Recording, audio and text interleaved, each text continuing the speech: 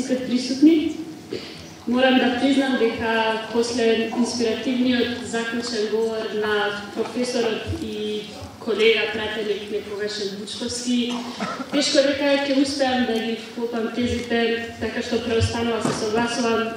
Вашиот шарм наспроти мојот шарм да видите целата.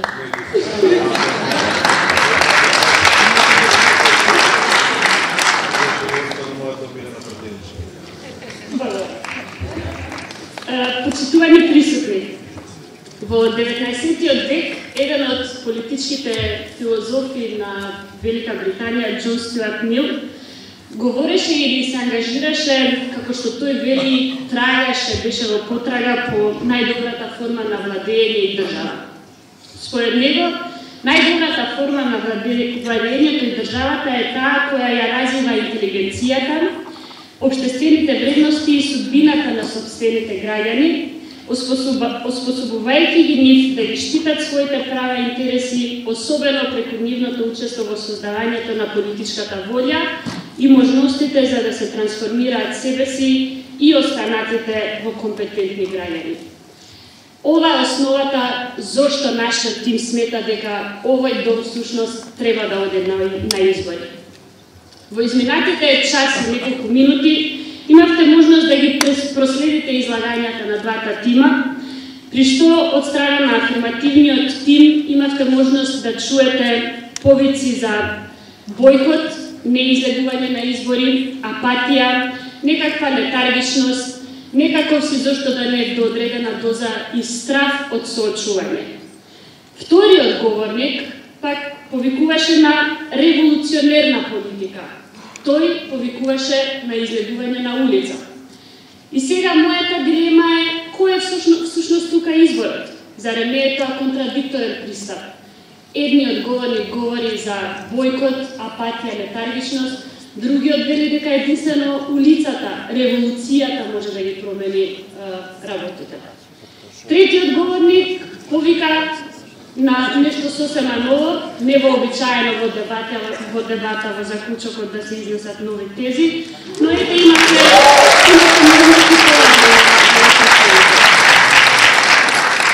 во негативниот, кој што всушност е најафирмативен пристап кога говориме за основното право во една демократија, тоа е правото на избори, клучот, темелот во демократско организирање на општествата, говореше за храброст при соочување, за институционални битки, за учество и битката како порака, за можноста да се соочите како единствен начин да се промени нешто во политиките и во еден начин или форма на владење со која што не се согласувате. Нека биде тоа авторитарен популизам, нека биде тоа фингирана демократија, нека биде било која форма на политичко уредување зашто да не и режим.